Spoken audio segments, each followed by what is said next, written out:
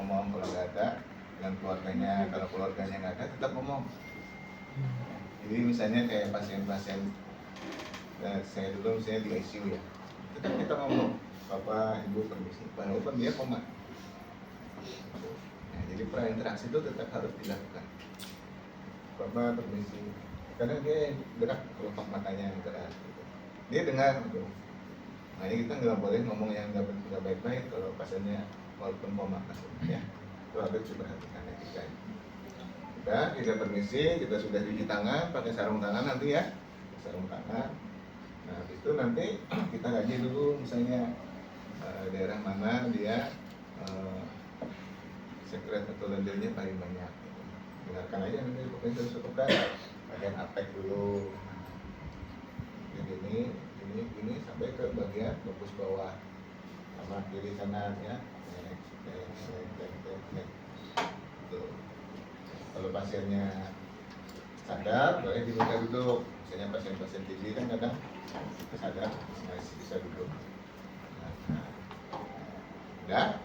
Kalau sudah baru nanti kalian udah tahu kan posisi-posisinya itu. Nah baru nanti dia kita lakukan clapping and vibration. Nah, ini ya kan, ini bagian anterior ya kan, bagian nanti bagian yang segmen sampingkan gini posisinya ya kan.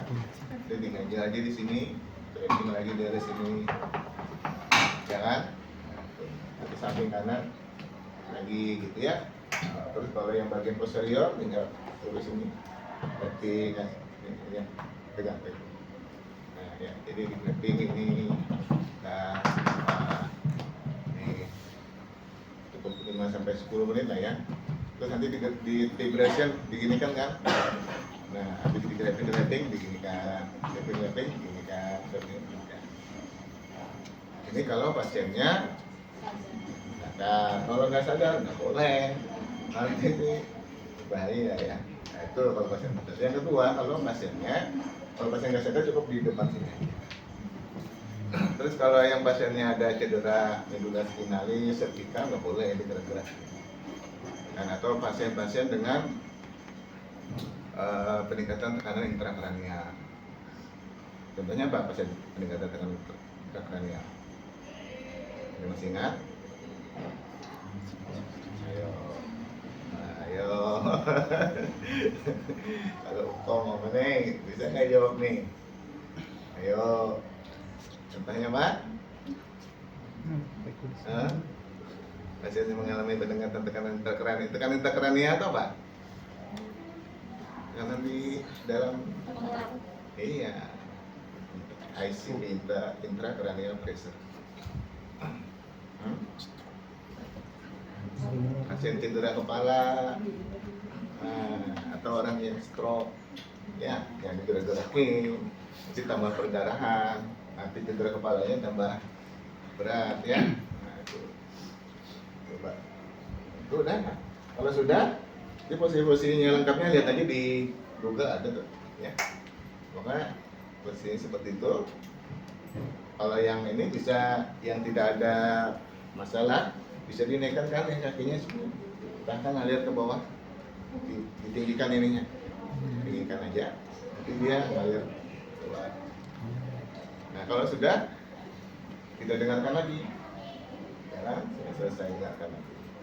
Oh udah keluar juga misalnya, oh atau dia berpindah sudah ke sini, tenggorokannya, jadinya bunyi stridor, nah, ada ngorok. Oh berarti saksen. Nah, sekarang saksen. Kalau saksen ini yang besar ya, kadang-kadang saksen yang kecil aja. Kalau saksen yang digunakan kalau dewasa kan ukurannya sekitar 12 sampai 18, tapi kadang dipakai 16. Ya lihat aja lubang pasiennya, lubang ininya jangan terlalu besar juga. Lihat pasiennya kalau kecil ya paling misalnya 12, 13 ya. Oh ini ukuran berapa? Nah ini 12. Semua 12 sampai 18. Kalau tambah besar atau dahak paralelnya bisa dibesarkan. Tapi biasanya kita sekitar 12, 14 ya. Yang maksimal 16. Kalau anak 8. Kalau bayi sekitar 6. Ya. Ini gampang tinggal dipasang. Nanti pakai sarung tangan, prinsipnya bersih aja ya. Nah, itu. Ini. Kemudian nanti hidupin aja. Udah belum dijawab. Nah, ini kalau udah dihidupin, nanti coba sampai. Coba sampai. Jangan ini. Sampai. Sampai.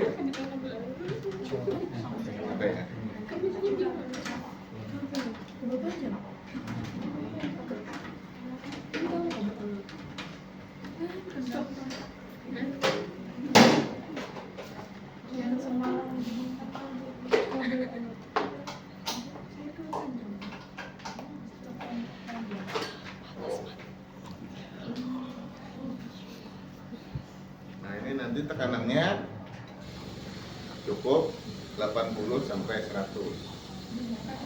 Ya. Tekanannya. Oke. Nah, ini masukkan ke dalam. Ini jangan dipijat dulu ya. Masukkan ke dalam hidung dan mulut. Masukkan, jangan dipijat dulu.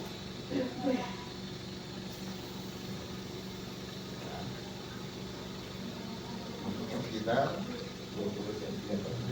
Iya. Mau sampai mentok nanti. Mentok itu berarti nyampe karina.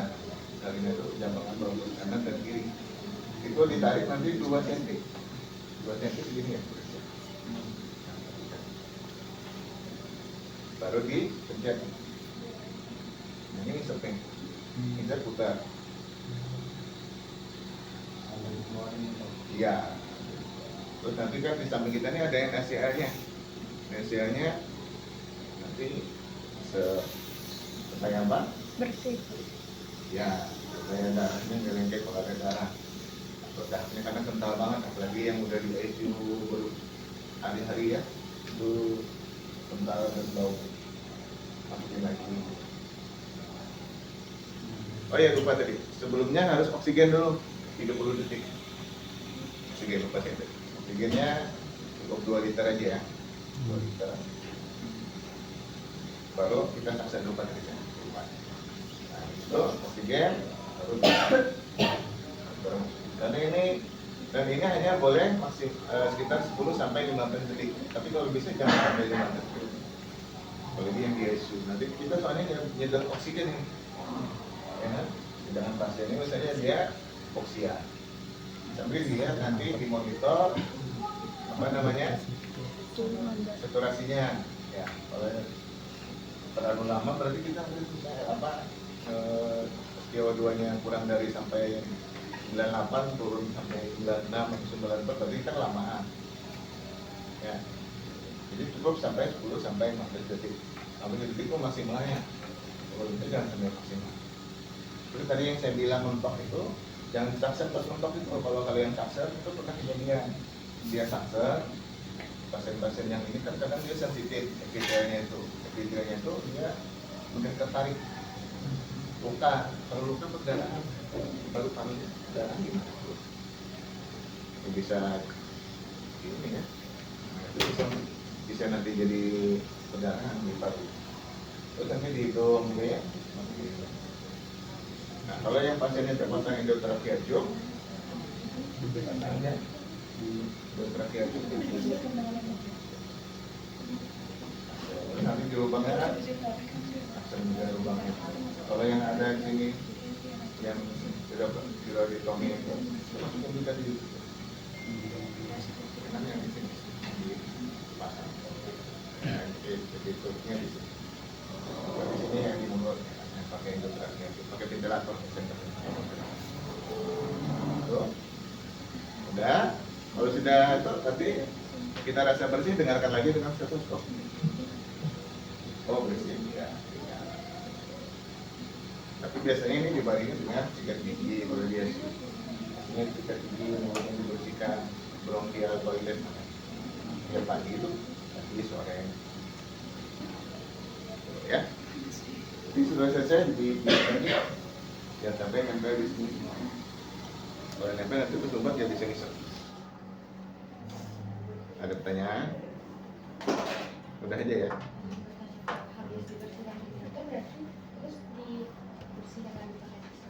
Iya. Pokoknya nanti kalau sudah selesai dirapikan, dibersihkan. Pertanyaan? Gampang ya?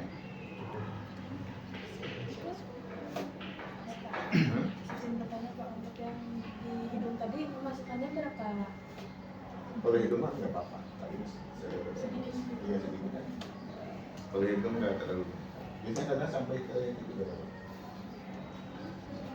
Tapi lihat dia ada polip apa enggak. Ya.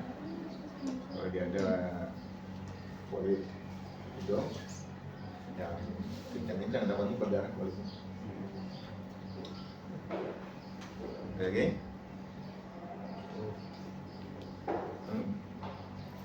Sudah? Ada tanya? Nggak ada, gampang ya?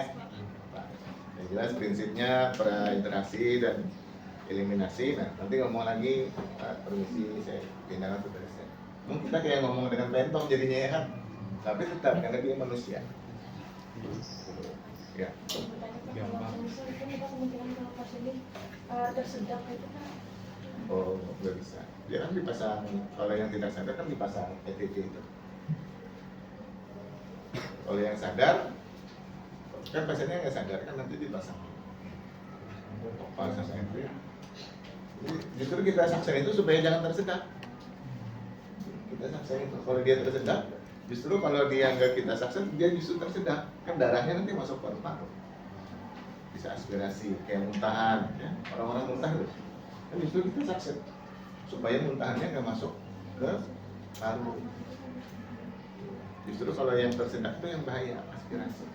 Kalau nggak kita saksen, justru dia aspirasi. Balikannya. Jadi salah satu tujuan saksen supaya pasiennya nggak mengalami aspirasi. Kalau misalnya dia kecelakaan, perdarahan, darahnya banyak kan, harus disaksen segera. Karena dia nanti nggak sadar, dia masuk ke paru, paru-parunya jadi banjir. Atau orang yang tersedak, muntah-muntah, dia nggak sadar, nanti banyak muntahannya misalnya di sini ngumpul di mulutnya. Kalau nggak itu sumbatan jalan nafas. Lagi? Ya. Biasanya itu pasiennya yang tidak sadarkan diri Kak, pakai suction. Bisa sadar, bisa tidak. Misalnya kalau yang perdarahan kan orangnya kadang setengah sadar, tapi kebanyakan memang tidak sadar. Suction juga pada bayi juga ada kan. Kalau bayi kadang manual, ada botol ya, tapi yang bayi yang dihisap itu kadang-kadang air ketumbarnya masuk ke mulut. Tapi kalau sekarang ada juga yang dihisap pakai gini kan. Kalau dulu saya pernah ngisap ya, masuk air ke mulut dulu. Air ketumbar. Dihisap dulu sama kita ya. Karena bayinya kan penuh dengan air ketumbar. Kalau enggak dia nggak bisa nafas. Setelah dihisap baru dia bisa nafas. Baru dia nangis, nafas. Kalau dia bayi lahir diam-diam aja berarti dia nggak bisa nafas. Bayi itu lahir harus nangis. Hanya disaksen. Lagi? Tidak ada? Oke, sekarang yang bladder training ya.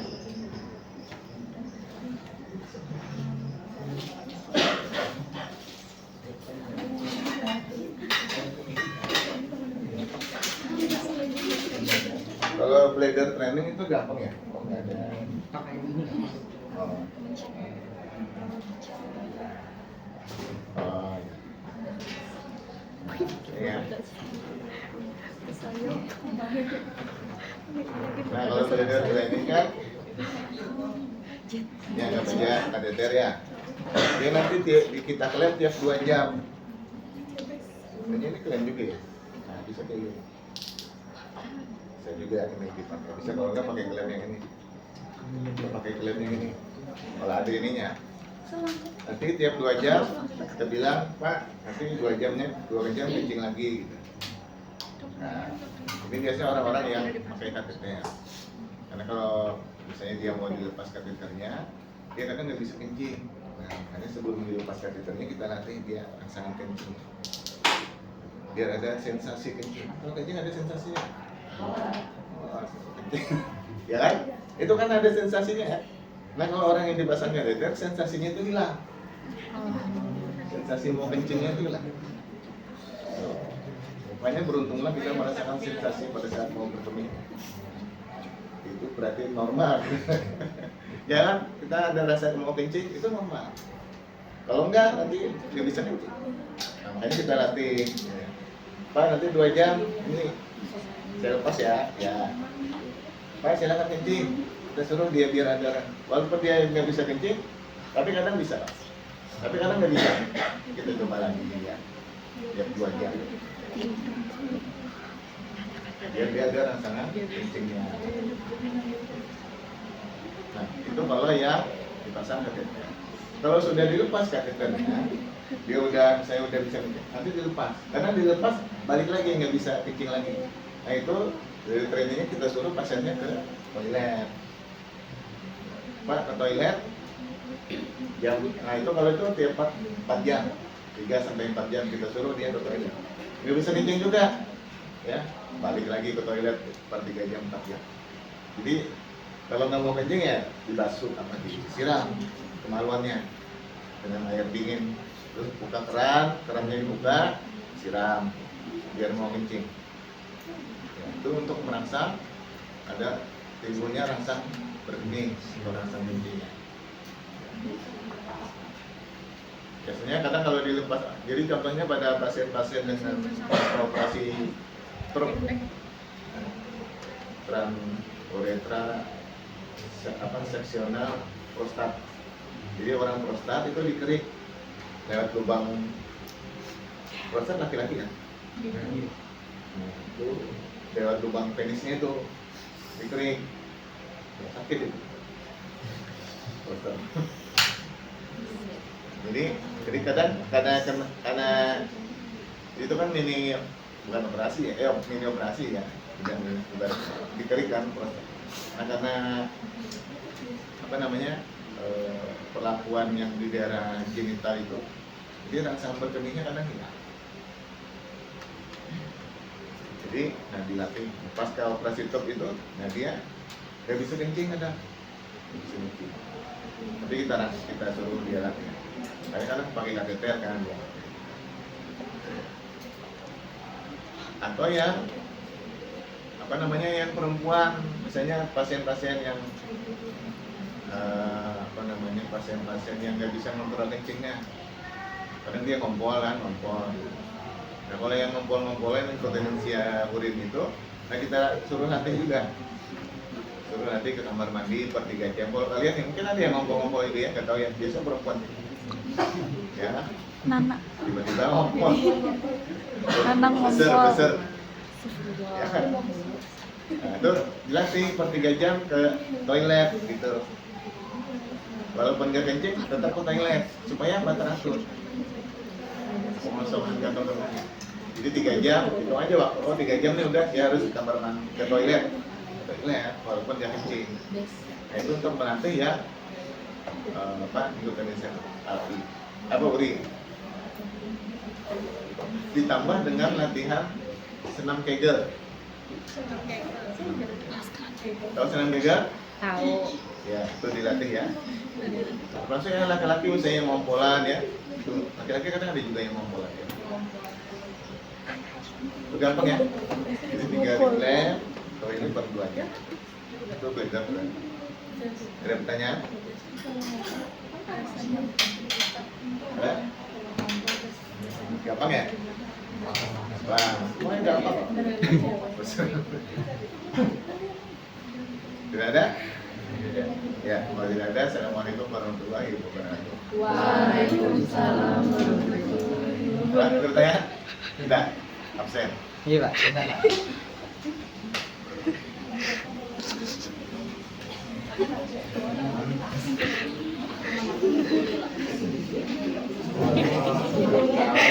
Banyak kunjung berat.